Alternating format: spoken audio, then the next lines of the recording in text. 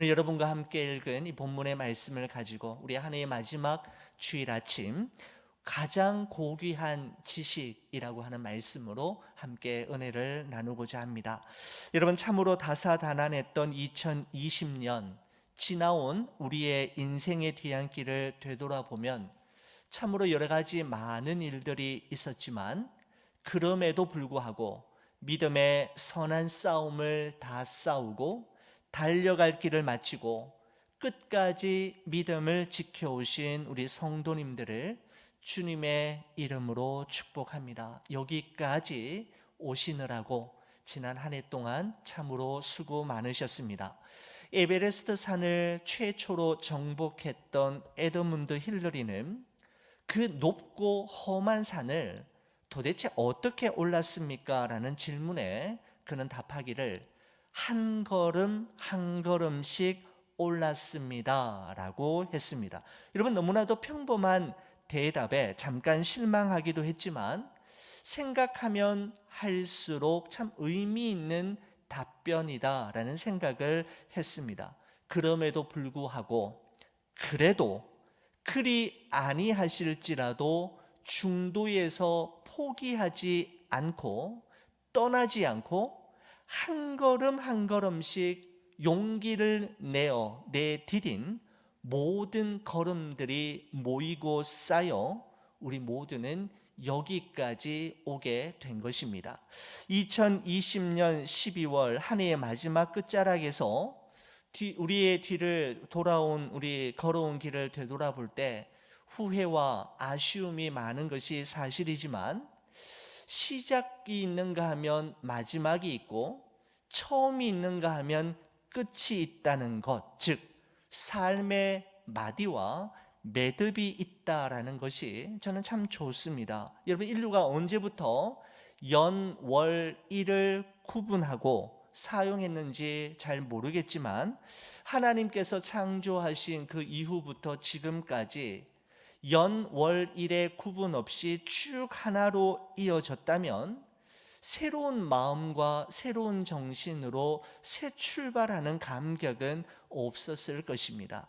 대나무가 하늘을 찌를 듯이 높이 높이 자라도 거센 바람과 폭설에 쉽게 꺾이지 않는 것은 대나무에는 마디 매듭이 있기 때문이라 합니다. 사랑하는 성도 여러분, 이 한 해를 우리 주님과 함께 잘 매듭 지으시고 새로운 매듭과 마디를 기도하는 마음으로 주님과 함께 잘 준비하는 이 한 주간이 되시기를 주님의 이름으로 간절히 축원을 드립니다. 여러분, 사도 바울은 이 빌립보서 3장의 말씀을 시작하면서 오늘 우리에게 이와 같은 표현으로 시작하게 한 것을 봅니다. 끝으로 나의 형제들아 주 안에서 기뻐하라고 말합니다. 여러분, 구원받은 성도들의 가장 큰 특징과 증거가 있다면 사도 바울은 기쁨이라고 생각했습니다. 여러분, 기쁨이라는 단어를 영어로 표현할 때 주로 사용하는 단어는 happiness와 joy입니다. 여러분, 이 happiness와 joy라고 하는 단어는 아주 비슷한 의미를 가지고 있는 것 같지만 엄밀하게 말하면 이 두 단어 사이에는 미묘한 차이점이 있습니다. 여러분, 먼저 happiness는 언제나 해프닝에 근거를 두고 있는 기쁨입니다. 무화과나무, 감람나무, 포도나무에 열매와 소출이 있어야 하고 밭과 우리와 외양간에 곡식과 양과 소가 있어야 기쁘다면 그 기쁨은 happiness라고 표현합니다. 여러분, 그러나 joy는 무엇 때문에 기뻐하고 무엇이 있어서 기뻐하는 것이 아니라 그것이 아니어도 기뻐하고 그것이 없어도 기뻐하는 것을 표현할 때는 joy라는 말을 사용한다고 합니다. 여러분, 그렇습니다. 세상에서 말하는 기쁨, 일반적으로 세상 사람들이 느끼는 기쁨이란 거의 대부분이 조건적이고 상대적인 기쁨, 해피니스를 이야기하지만 하나님께서 우리에게 주시는 기쁨, 하나님이 우리에게 원하시는 기쁨은 조건과 상황을 초월하는 기쁨인 조이입니다. 여러분, 어떻게 이런 초월적인 기쁨을 소유하며 우리 그리스도인들은 이 땅 위에 살아갈 수가 있을까요? 사도 바울은 단도직입적으로 주 안에서 가능하다라고 이야기합니다. 즉, 내 삶이 주의 선하심과 인자하심 안에, 그리고 그분의 섭리와 경륜 안에 있음을 믿는 믿음으로 살아갈 때 우리의 삶은 그리 아니하실지라도 그럼에도 불구하고 소유하게 되는 기쁨을 가지게 된다라는 것이죠. 여러분, 그렇습니다. 성도가 이 땅 위에서 누리는 기쁨은 하는 일마다 잘 되고 문제가 전혀 없어서 누리는 기쁨이 아니라 예수님 때문에 누리는 기쁨이요, 예수 그리스도 안에 있음으로 인해 생겨난 기쁨입니다. 사랑하는 우리 성도 여러분, 우리 인생은 지금도 바람잘 날 없이 문제들이 끊임없이 일어나고 있고 앞으로도 우리의 걸음을 지치게 만들고 우리를 낙심케 하는 순간들이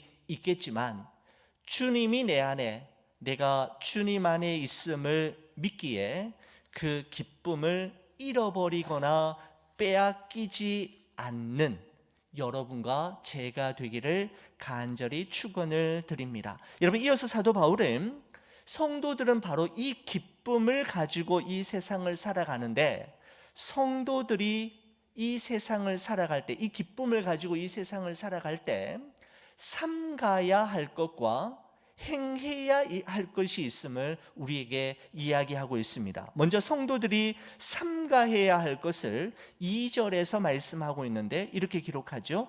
개들을 삼가고 행악하는 자들을 삼가고 몸을 상해하는 일을 삼가라 라고 말씀하고 있습니다. 여기 보시면은 개들과 행악하는 자들은 동일한 이들을 가리키는데, 사도 바울이 말하는 행악하는 자들, 개들이란, 사도 바울이 말하고 있는 여기서 말하고 있는 행악하는 자들, 개들이란 자신의 몸을 상해하는 할례를 구원의 조건과 하나님의 백성된 증거로 삼는 유대인들을 가리키는 말입니다. 여러분, 원래 이 개라는 표현은 유대인들이 그들이 절대로 상종하지 않는 이방인들을 지칭할 때 사용했던 표현인데, 사도 바울은 이방인들이 아니라 유대인들이야말로 행악하는 개들이라고 매우 거친 표현을 사용하고 있는 것입니다. 여러분, 왜 그렇게 표현하는 걸까요? 여러분, 유대인들의 관점에서 이 세상에는 오직 두 부류의 사람들만이 존재한다고 그들은 생각했습니다. 바로 유대인들과 이방인입니다. 여러분, 유대인들은 하나님이 선택한 백성을 이야기하는 것이고, 이방인이란 유대인이 아닌 모든 사람들을 이야기하는데 하나님께서 선택하지 않은 사람들이었습니다.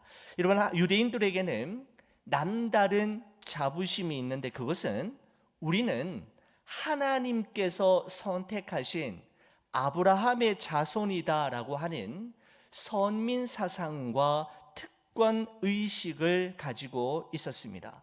여러분, 또한 유대인들은 자신이 하나님께서 선택하신 아브라함의 자손이라는 사실을 보여주는 신분증, 아이디 카드와 같은 두 가지 증거물을 아주 중요하게 사용했는데, 그것이 무엇인가 하면 바로 율법과 할례입니다. 하나님께서는 율법을 다른 민족이 아닌 유대 민족에게 가장 먼저 주셨다라는 사실과 자신들이야말로 하나님의 계명을 맡은 자들이라고 하는 사실에 대한 엄청난 자부심을 가지고 있었습니다. 여러분, 율법과 함께 또 하나의 증거물은 할례이었지요. 하나님께서는 아브라함에게 언약의 증거로 태어난 지 8일째가 되는 남자 아이에게 할례를 행하도록 하셨는데, 이것은 내가 하나님께 선택받은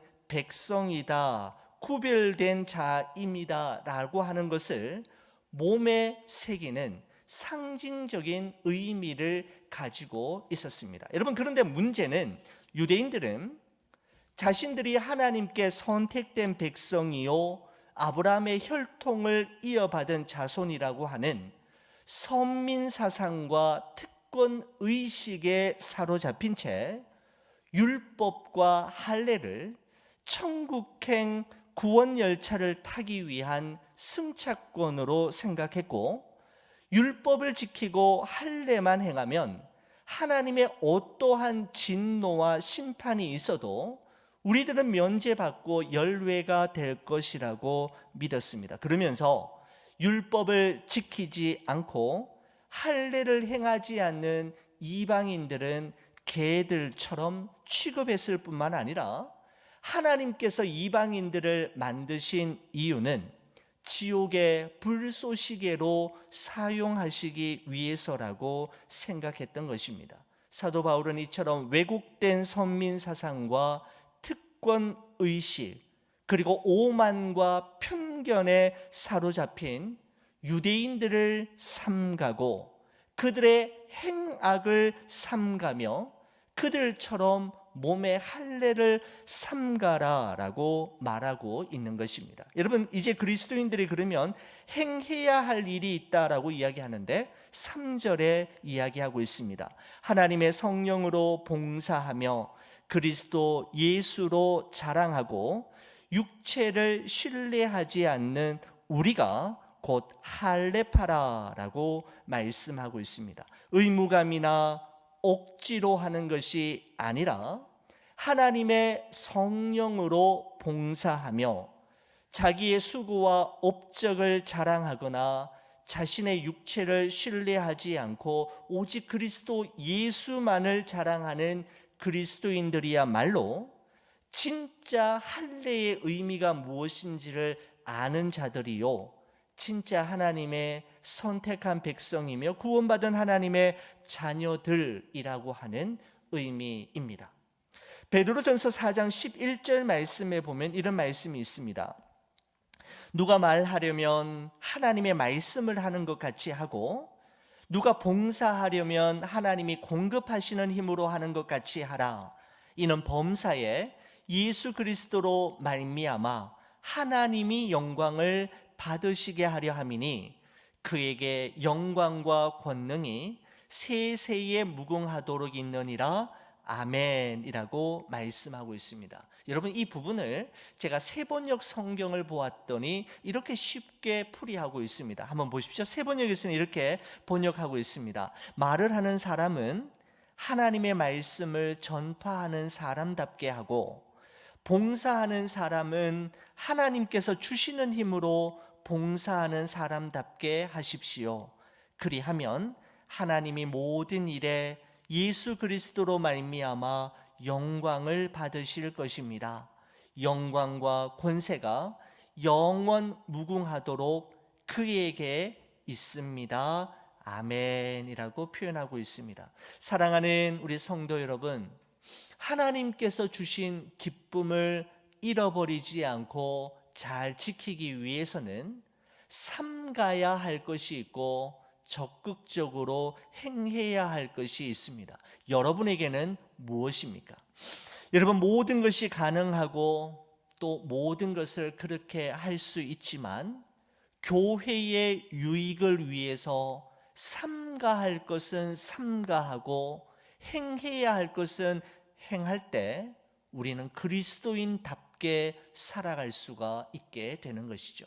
우리 한 해의 마지막 며칠을 앞두고 있는 우리에게 있어서 우리가 삼가야 할 것은 무엇이고 우리가 더욱더 열심을 내서 행해야 할 것이 무엇인지 오늘 이 성경 본문은 우리에게 질문하고 있습니다. 여러분, 이제 사도 바울은 육체적인 조건을 자랑하는 유대 율법주의자들에게 자신이 갖춘 육체적 조건을 이야기하는 것을 보게 되는데, 여러분 빌립보서 3장 5절에서 6절 말씀입니다. 한번 보십시오.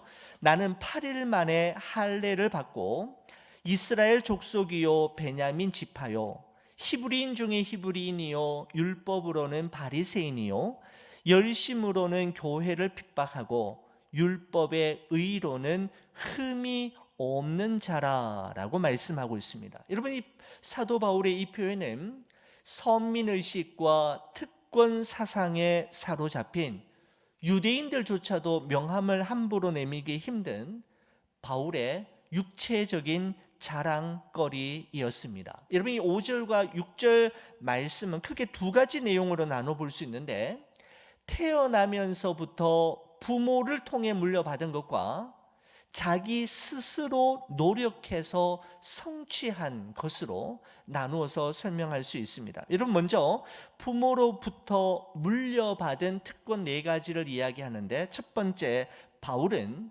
8일 만에 할례를 받았습니다.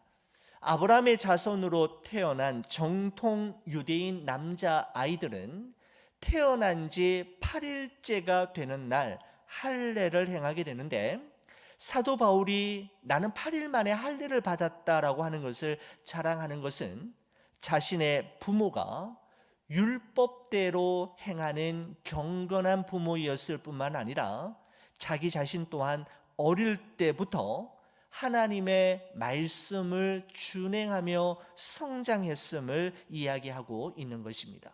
여러분, 두 번째, 바울은 이스라엘 족속입니다. 여러분, 그가 나는 이스라엘 족속이다라고 하는 말을 한 것은, 이것은 하나님으로부터 선택받은 백성임을 강조하고 있는 표현인데, 중간에 개종한 유대인들과는 혈통적으로 다른 순수한 유대인임을 말하기 위해서입니다. 세 번째, 바울은 베냐민 지파 출신이었습니다. 여러분, 베냐민 지파는 이스라엘의 12지파 가운데서 가장 작은 지파이었지만 야곱이 가장 사랑하고 아꼈던 부인인 라헬을 통해서 낳은 두 아들 요셉과 베냐민 중에서 한 지파이었고, 야곱의 12아들들 중에서 유일하게 약속의 땅인 가나안에서 낳은 아들이 바로 베냐민이었습니다. 여러분, 이스라엘의 첫 번째 왕이었던 사울 왕을 배출했던 지파가 베냐민 지파이었을 뿐만 아니라 솔로몬 왕 이후에 북이스라엘과 남유다가 나뉘어지게 되었을 때 다윗의 정통성을 따르는 남유다 왕국을 누가 구성했느냐 하면 바로 유다 지파와 베냐민 지파가 형성했을 만큼 베냐민 지파는 자랑스러운 지파이었습니다. 네 번째, 바울은 히브리인 중에 히브리인이라고 소개하고 있습니다. 이 표현은 자신의 몸속에 순수한 히브리인의 피가 흐르고 있음을 강조할 뿐만 아니라 히브리인들의 전통과 관습을 철저하게 준수하며 지켜왔음을 의미하는 것입니다. 여러분, 이와 같은 네 가지 것들은 모두 부모에게서 물려받은 특권이었다면, 사도 바울 자신이 노력해서 얻은 특권도 있었는데 세 가지를 이야기하고 있습니다. 첫째, 바울은 율법으로는 바리새인이다라고 이야기하고 있습니다. 여러분, 바리새인이라고 하는 이름의 뜻이 무엇인가 하면 분리된 자들이라고 하는 뜻이죠. 모든 악과 죄로부터 자신을 분리하여 하나님과 가까워지고 하나님의 율법을 철저히 지키던 사람들의 무리를 바리새인들, 바리새파라고 불렀습니다. 여러분, 우리가 많이 들어본 랍비 아시죠? 여러분, 랍비라는 것은 모세오경 토라를 가리키는 선생님을 일컫는 말인데, 랍비의 대부분은 바리새인들이었으며 사내들인 공회, 즉 유대 사회의 최고 의사 결정 기관이었던 사내들인 공회의 대부분의 구성 멤버들이 바로 바리새인들이었습니다. 여러분, 바리새인들은 그뿐만 아니라 모세 오경에서 613가지의 율법 조항들을 만들고 가르쳤을 뿐만 아니라 예루살렘 성전이 무너졌을 때 회당, 시나고그를 만들어서 유대인들의 신앙과 결집을 위해 힘썼던 사람들, 바로 바리새인들이었습니다. 바로 바울은 바리새인들 중에 탁월한 한 사람이었던 것이죠. 둘째, 바울은 열심을 기준으로 하면 어느 누구보다 교회를 박해하는 사람이었습니다. 모세의 율법이 아닌 예수 그리스도의 복음을 믿는 교회와 그리스도인들을 핍박하고 박해해서라도 유대교의 전통과 율법을 끝까지 지키려고 했던 사람이었습니다. 셋째, 바울은 율법의 의로는 흠이 없는 자이다라고 자신을 소개합니다. 이것은 바울은 어느 누구보다 율법을 잘 알고 있을 뿐만 아니라 율법을 자신의 삶으로 살아감에 있어서 흠잡을 데가 없는 사람임을 이야기하고 있는 것이죠. 여러분, 그야말로 사도 바울은 유대 율법주의자들이 내세우는 모든 조건들 중에 어느 것 하나 충족되지 못한 것이 없는, 정말 손색이 없을 정도의 완벽한 사람이었는데, 그런 그가 유대인들을 아주 경악하게 하는 아주 놀라운 고백을 7절과 8절에서 이어가고 있는 것을 보게 됩니다. 자, 우리 7절 8절의 말씀을 보십시오. 그러나 무엇이든지 내게 유익하던 것을 내가 그리스도를 위하여 다 해로 여길 뿐더러 또한 모든 것을 해로 여김은 내 주 그리스도 예수를 아는 지식이 가장 고상하기 때문이라. 내가 그를 위하여 모든 것을 잃어버리고 배설물로 여김은 그리스도를 얻고라고 말씀하고 있습니다. 여러분, 사도 바울은 자신이 부모에게서 물려받았거나 자신이 스스로 성취해서 얻은 것들이 예수님을 만나기 전에는 나에게 유익한 것들이었고 내게 없어서는 안 되는 것들이었으며 내가 누구인지를 보여주고 내가 어떤 존재인지를 설명해주는 아주 훌륭한 증거 자료들이었지만, 예수 그리스도를 만난 이후부터는 이 모든 것들이 이제는 내게 없어도 되는 해로운 것과 배설물로 여기게 되었노라고 선언하고 있는 것입니다. 여러분, 주님을 만나고 나서 사도 바울에게 일어난 가장 중요한 변화는 이전에 유익하다고 생각했던 것들과 절대로 없으면 안 된다고 여겼던 모든 것들이 더 이상 나를 좌지우지할 수 없는 것들이 되었음을 말씀하고 있는 것입니다. 여러분, 어떻게 이런 일이 가능하게 되었던 것일까요? 8절은 그 이유를 우리에게 설명합니다. 내 주 그리스도 예수를 아는 지식이 가장 고상하기 때문이라. 여러분, 이 말씀은 그리스도 예수를 아는 지식이 가장 고귀하고 가치 있음을 발견하게 되는 순간, 이전에 유익하다고 생각했던 것들과 절대로 없으면 안 된다고 여겼던 것들이 더 이상 나에게 필요 없는 것이 되었음을 말씀하고 있는 것입니다. 여러분, 이렇게 이야기할 수 있을 것 같아요.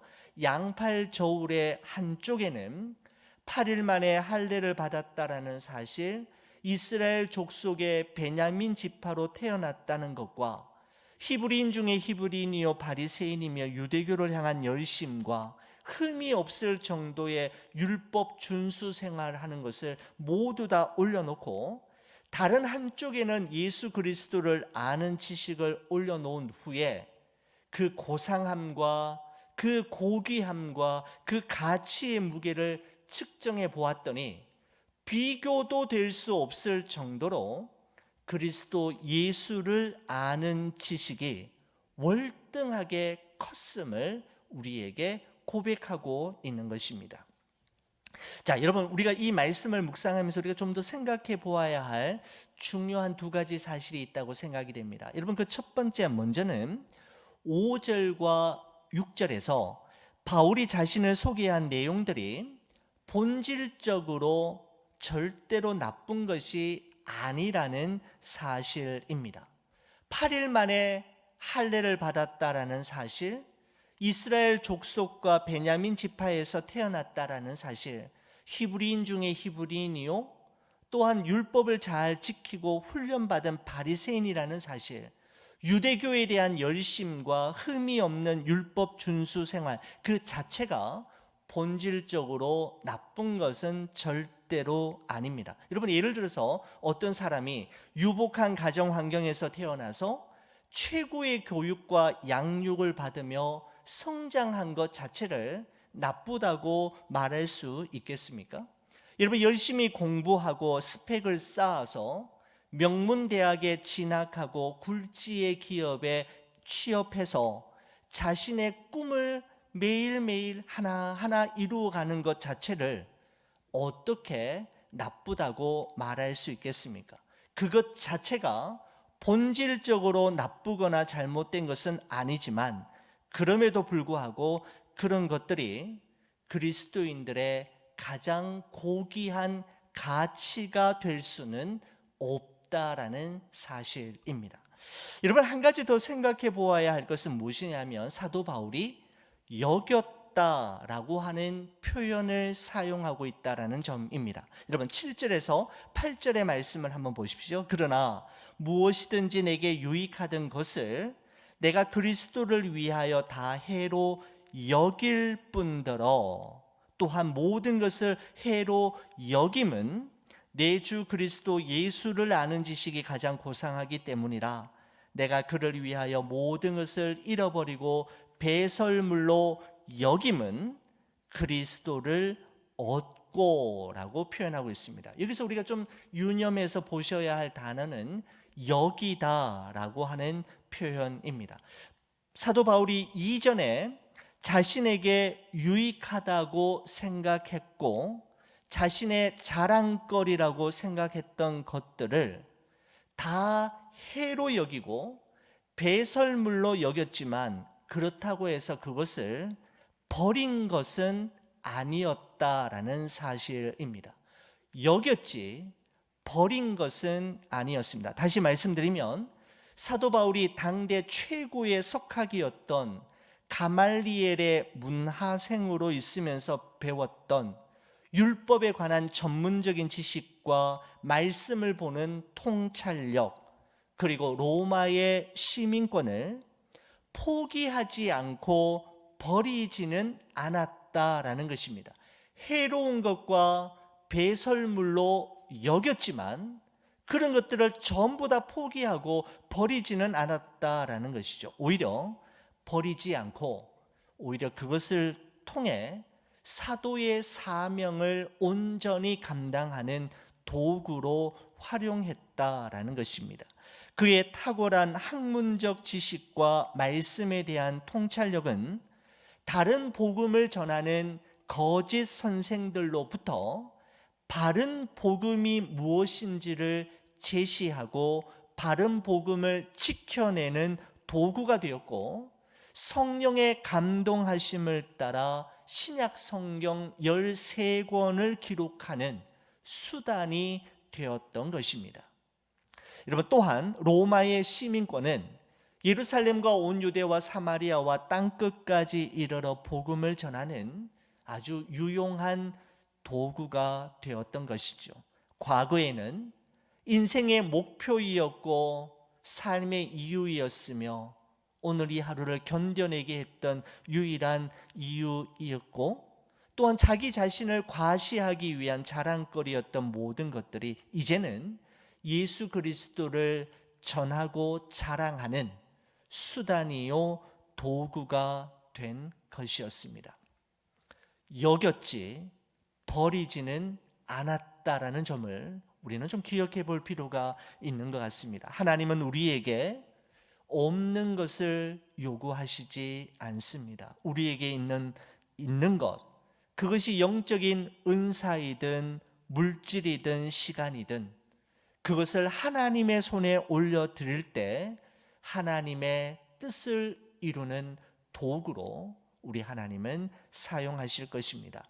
여러분, 별 볼 일 없는 지팡이 하나가 모세의 손에 들려지게 되었을 때 홍해를 가르고 출애굽의 기적을 일으키는 도구가 되었던 것처럼 흔하디 흔한 물맷돌이 소년 다윗의 손에 쥐어졌을 때 적장 골리앗을 쓰러뜨리고 풍전등화의 위기 속에 있는 조국을 구원하는 도구가 되었던 것처럼 어린아이의 한 끼 도시락에 불과한 보리떡 5개와 물고기 2마리가 예수님의 손에 올려졌을 때 5,000명을 먹이고 12광주리가 남는 기적의 씨앗이 된 것처럼 우리의 생명과 우리의 손과 발과 우리의 물질과 시간과 우리의 음성, 우리의 보화를 우리에게 있는 것을 주님께 드리고 주님의 손에 올려놓을 때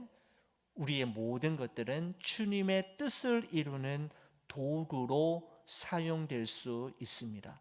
사랑하는 우리 교회 여러분, 한 해의 마지막 주일을 맞이하면서 오늘 이 본문의 말씀이 여러분과 저에게 던지는 질문은 이것입니다. 우리에게 가장 고귀한 가치, 가장 고귀한 지식은 무엇이냐라는 것입니다. 2020년의 마지막 5일과 우리의 남은 여생을 우리 생의 가장 고귀한 지식이요 가치인 예수 그리스도를 아는 지식에서 자라가고 그리스도 예수를 닮아가는 삶으로 채워가는 여러분과 제가 되기를 우리 주의 이름으로 간절히 축원을 드립니다. 기도하시겠습니다.